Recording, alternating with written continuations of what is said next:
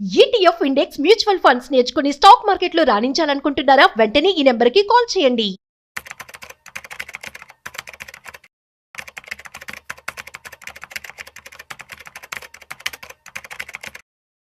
నమస్తే, welcome back to Suman TV. ప్రస్తుతం మనతో పాటు ఉన్నారు స్టాక్ మార్కెట్ అనలిస్ట్ సుందరరామరెడ్డి గారు. నమస్తే సార్. నమస్తే ma'am. Sir, anybody can trade season 25లోకి వచ్చేసాము. మరి ఒకసారి ప్రోగ్రెస్ చూస్తే లాస్ట్ మంత్ 16 తీసుకున్నామండి. ఇప్పుడు ఎగ్జాక్ట్లీ 1 మంత్ అవుతుంది. అండ్ ప్రోగ్రెస్ అంటే మార్కెట్ చాలా వాలిటిలిటీ గ్రో అవుతుంది. మీరు చూస్తూనే ఉన్నారు. ఈ అమెరికన్ టారిఫ్ వారితోటి Yes. టూ మచ్గా మార్కెట్ అటు మూవ్ అవుతుంది. అండ్ ఈ టైంలో మనీ లాస్ అవ్వకుండా ఉంటేనే గెయిన్తో సమానం అండి, అట్లా ఉంది.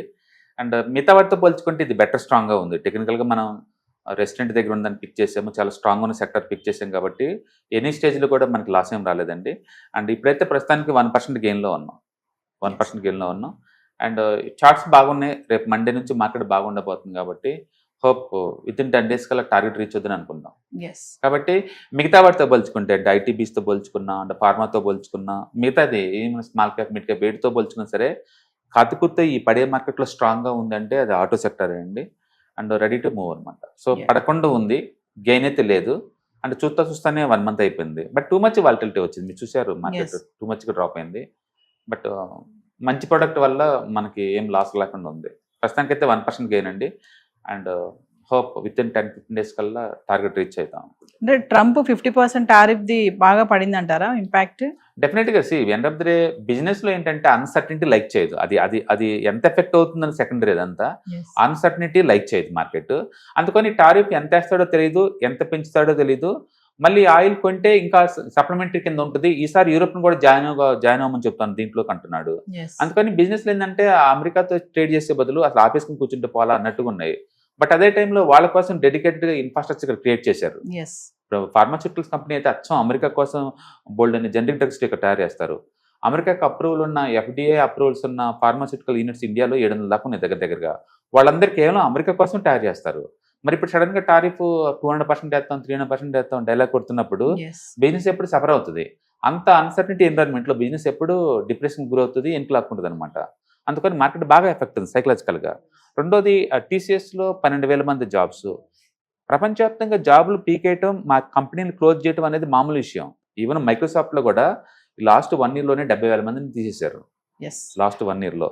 అండ్ ఎవ్రీ 3 monthsకి ఒకసారి 10,000 మంది తీసేస్తూనే ఉంటారు వాళ్ళు. ఎందుకంటే అందరూ ఆటోమేషన్ టూల్స్ మీద బాగా హెవీగా ఇన్వెస్ట్ చేశారు. ఇప్పుడు అది రిజల్ట్ వస్తుంది కాబట్టి. ఈవెన్ TCS వాళ్ళు కూడా గత 5 సంవత్సరాల నుంచి ఆటోమేషన్ మీద బాగా ఖర్చు పెట్టారు. అందుకని ఇప్పుడు వాళ్ళకి అది ఎఫెక్టివ్ పనిచేస్తుంది కాబట్టి ఎంప్లాయ్ని తగ్గించుకుందాం అనుకుంటున్నారు.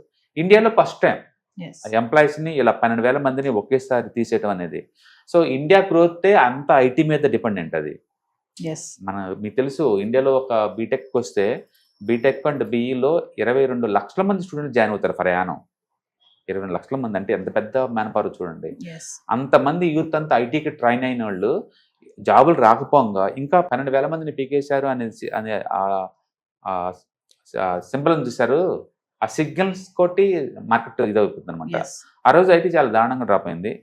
రియల్ ఎస్టేట్ అంతకన్నా ఇంకా ఎక్కువ పడింది. ఎందుకంటే రియల్ ఎస్టేట్లో ఎక్కువ పెద్ద ₹1,00,00,000 అండ్ అబోవ్ ఇల్లు మొత్తం వాళ్ళే తీసుకుంటారు కాబట్టి. అట్లా మార్కెట్ లాస్ట్ 1 monthలో ఈ ట్రంప్ టారిఫ్ న్యూస్ కావచ్చు, అండ్ యూరోప్ వాళ్ళు బెదిరించడం వాటి వల్ల కావచ్చు, అండ్ ఈ ఐటీ వచ్చిన అన్సర్టనిటీ వల్ల కావచ్చు, అన్నిటి వల్ల బాగా డిస్టర్బ్ అయింది లాస్ట్ 1 monthలో. మళ్ళీ ఇప్పుడు రికవరీ అవుతుంది కొంచెం. ఇప్పుడు మళ్ళీ గవర్నమెంట్ వాళ్ళు GSTని రేషనలైజేషన్ చేస్తూ ఉంటున్నారు. అండ్ ఒకటి 5% లేదా 18%కి. అండ్ రెండోది ట్రంప్ టారిఫ్ పుతిన్ తోటి మీటింగ్స్ వల్ల కొత్త టారిఫ్ వేయమని చెప్తున్నారు కాబట్టి, అండ్ టారిఫ్ వార్తో నాకు తెలిసి తగ్గిద్దేమని అనుకుంటున్నాను. అంటే మన 27 దగ్గరికి వస్తుంది. అమెరికా టీం వస్తుంది ఇండియాకి, ఫైనలైజ్ చేసుకుంటారు కాబట్టి ఇంతమించి బ్యాడ్ న్యూస్ జరగవేమో అని అనుకుంటున్నాను. కాబట్టి ఈ అన్సర్టనిటీ తగ్గి ఎంతకంత మూవ్ అయ్యే ఛాన్స్ ఉంది. అంటే మోర్ ఎవర్ లాస్ట్ 1 yearలో ప్రపంచవ్యాప్తంగా అన్ని మార్కెట్లు యావరేజ్ మీద 25% దాకా వచ్చిందండి. మనదొక్కటి డీవేట్ అయిపోయి మైనస్లో ఉంది. టూ మచ్ గ్యాప్ ఉంది. వరల్డ్ మార్కెట్స్ అన్ని ఒకవైపు, మనదొకటే వైపు. ఇది ఎక్కువ రోజులు ఉంటుందని నేను అనుకోవటం లేదు. డెఫినెట్గా గ్యాప్ ఫిల్లింగ్ కోసమైనా మన ఎంతకంత మూవ్ అవుతుందని అనుకుంటున్నాను. Hello viewers, stock market analyst Sundararamareddy గారి ఆన్లైన్ వెబినార్ కి ఎన్రోల్ చేసుకోవాలనుకుంటున్నారా? SIP ప్లాన్ గానీ, ఫైనాన్షియల్ ప్లానింగ్ గానీ, మరి రిటైర్మెంట్ ప్లాన్ ఎలా చేసుకోవాలి, కిడ్స్ ఉన్నారు, కిడ్స్ కి సేవింగ్ స్కీమ్స్ గానీ, ఇలాంటి డీటెయిల్స్ అని తెలుసుకోవాలనుకుంటున్నారా? మరి ఫీజు వచ్చేసి 4444. మరి కింద కనిపిస్తున్న నెంబర్ కి కాల్ చేసి రిజిస్ట్రేషన్ చేసుకోండి. సార్, ట్రంప్ 25 నుంచి 50కి వచ్చారు. 50 కాదు, నేను ఇంకా పెంచుతానని కూడా చెప్తున్నారు కదా. మరి ఇప్పటికే ఇంత మనం చూస్తున్నాం చాలా వరకు. మరి ఇంకా పెంచితే ఏంటి నెక్స్ట్? అసలు కంప్లీట్ 100% అమెరికా బ్యాన్ చేసుకొచ్చినా ఇండియాకి వచ్చే నష్టం ఏం లేదండి. జస్ట్ 2% జీడిపి ఎక్స్పోర్ట్స్ లో 2% ఎఫెక్ట్ అవుతాం అంతే. ఎక్స్పోర్ట్స్ లో మించి ఏం ఉండదండి. టోటల్ జీడిపి గ్రోత్ లో 0.2% ఎఫెక్ట్ అవుతాం. బట్ నేను అంటుందంటే అది కూడా ఎఫెక్ట్ కాకుండా చూసుకోమంటున్నాను. ఎందుకంటే ఎండ్ ఆఫ్ ది పెద్ద బిజినెస్ కదా అవన్నీ. సైకలాజికల్ గా BTech and IT and income styles తో సంబంధం కాబట్టి వాళ్ళతో నెగోషియేషన్ చేసుకోమని అంటాను. ట్రంప్ తుంపర్తనం అందరూ తెలిసిందే. ఎంత అంటే ఇండియాకి పాకిస్తాన్కి మధ్య వారు నేను ఆపానని ఇప్పుడు 40 సార్లు మాట్లాడారు. ఒక ఇంటర్నేషనల్ సెలబ్రిటీ ఉండి ఒక విఐపి పొజిషన్లో ఉండి ఇండియాలో పార్లమెంట్లో క్లియర్గా మోడీ వేరే పార్టీ సంబంధం లేదు, నా అంతటి నేనే ఆపానని క్లియర్గా చెప్పినా కూడా సిగ్గు శరం లేకుండా ఇలా 40 సార్లు నేనే ఆపాను అని చెప్పుకుంటున్నాడు. అంటే వాళ్ళ మైండ్ సెట్, వాళ్ళ అర్రగెన్స్ బిహేవియర్, ఆ లూజ్గా మాట్లాడేతనం, వీటన్నిటి వల్ల ఏంటంటే వాళ్ళ రిప్యుటేషన్ డౌన్ అవుతుంది. అది బహుశా అమెరికన్ చరిత్రలో ఇంత వరస్ట్గా లూజ్ టంగ్ ఉన్న ప్రెసిడెంట్ మనం చూడలేము ఇంకా. ఓకే, రెండోది ఆ నోబెల్ బహుమతి కోసం ఎంపర్లు ఆడటం, నేను దాన్ని ఆపాను దీని ఆపాను అని. ఆ నోబెల్ బహుమతికి ఉన్న డిగ్నిటీ తగ్గిపోతుంది. రేపొద్దున వాళ్ళు నిజంగా ట్రంప్కి ఇచ్చినా సరే అది ఫన్నీగా తయారవుద్ది. దానికి రిప్యుటేషన్ ఆల్రెడీ పోయింది. థ్యాంక్స్ గాడ్ అది గాంధీజీకి ఇవ్వలేదు. ఇంకా మనం ఇంకా గాంధీజీ మిస్ అయ్యాడని చెప్పేసి ఫీల్ అవుతున్నాం. ఇవ్వకపోవటం మంచిది అయిపోయింది. ఎందుకంటే అంత వస్తది మనకు అవసరం లేదు. ఆ రిప్యుటేషన్ తగ్గట్టు బిహేవ్ చేయలేకపోతున్నాడు. అందుకని ఈ టారిఫ్ తోటి ఎప్పుడేం మాట్లాడతారో వాళ్ళకే తెలియదు, ఎప్పుడేం మాట్లాడతారు. But end of the day business మొత్తం ఒక కంట్రీతో డీల్ చేస్తున్నప్పుడు ఏంటంటే మనకి ఇది ఉండాలి కదా. అందుకే ఇండియా వాళ్ళు రెస్పాండ్ అవ్వట్లేదు. ఇండియా వాళ్ళు వాళ్ళ కోసం నెగోషియేషన్ కోసం వెయిట్ చేయట్లేదు. అండ్ ఇండియన్ లోకల్ కన్జంప్షన్ కోసం మనం కూడా ప్రొటెక్టివ్ చేసుకుంటున్నాం. అండ్ దీనివల్ల డెఫినెట్గా ఇండియన్స్ యొక్క అహం దెబ్బతింటది. And long term point of లో అమెరికాని ఇంకా నమ్మే స్థితిలో ఇది ఉండదు. మనం అలీనా విధానం ఇంత వరకు ఉండేది, ఇప్పటి నుంచి అలీనా విధానం బ్రేక్ చేసుకుని మరి మనం రష్యాకి మూవ్ చూసే ఛాన్స్ ఎక్కువ ఉందన్నమాట. అందుకని ఇంత ముందంత ట్రస్ట్ ఇప్పుడు అమెరికా మీద మనకు ఉంటుంది అంటే అది పోయింది ఇంకా ఆల్రెడీ. ఈవెన్ చిన్నపిల్లలు అడిగినా సరే అమెరికా అంటే కోపం ఉంది ఆల్రెడీ. అది క్లియర్గా మనకు కనపడుద్ది ముందు రోజుల్లో. వాళ్ళు అంటున్నారు మా దగ్గర చదువుకోవడానికి వస్తున్నారు, వీళ్ళు మా దగ్గర జాబులు తీసుకుంటున్నారు అని అంటున్నారు. స్కిల్ ఎక్కడ ఉంటే అక్కడికి వద్దండి బిజినెస్.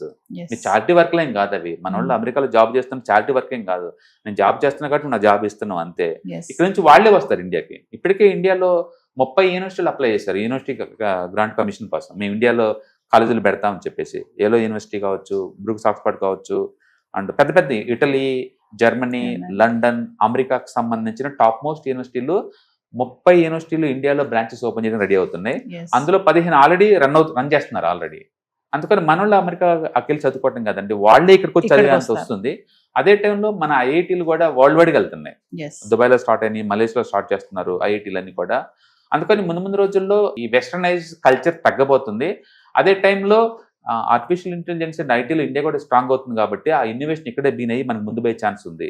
ఏదన్నా కావచ్చు, ఇప్పుడు డెవలప్మెంట్ స్టేజ్లో మనం ఉన్నాం. ఈ టైంలో వేరే వాళ్ళకి లూజ్ టంగ్ వల్ల మాట్లాడినా సరే మనం దాన్ని పట్టించుకోకుండా మన బిజినెస్ పెంచుకోవడానికి నువ్వు ఏం ఎఫర్ట్ పెట్టినా సరే దట్స్ గుడ్ థింగ్ అంతే. ఎందుకంటే ఎదిగే టైం అంతే. Thank you.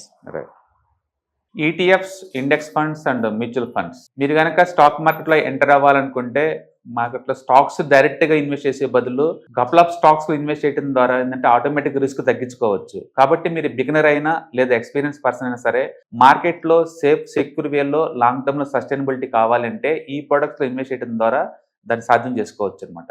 కాబట్టి మీకు ఎవరికైనా సరే ఈ ఈటీఎఫ్స్, ఇండెక్స్ ఫండ్స్, మ్యూచువల్ ఫండ్లో ఇన్డెప్త్ నాలెడ్జ్ కోసం అండ్ గైడెన్స్ కోసం ఈ ట్రైనింగ్ ప్రోగ్రామ్ అటెండ్ అవడం ద్వారా మీరు మనీ మేక్ చేసుకోవచ్చు. కాబట్టి మీకు ఇంట్రెస్ట్ ఉన్న పార్టిసిపెంట్స్ ఈ వీకెండ్లో జరిగే వెబినార్ అటెండ్ అవడం ద్వారా ఇందులో ETFs, index funds, mutual funds అంటే ఏంటి, వాటిని ఎలా మనీ మేక్ చేసుకోవాలి, వాటిని ఎలా మేనేజ్ చేసుకోవాలి, వాటి గురించి కాంప్రహెన్సివ్ ట్రైనింగ్ మీకు ఈ ప్రోగ్రాంలో అందించబడుతుంది. ఈ వీకెండ్లో జరిగే ఈ ప్రోగ్రామ్కి ఎన్రోల్ చేసుకోండి. Thank you.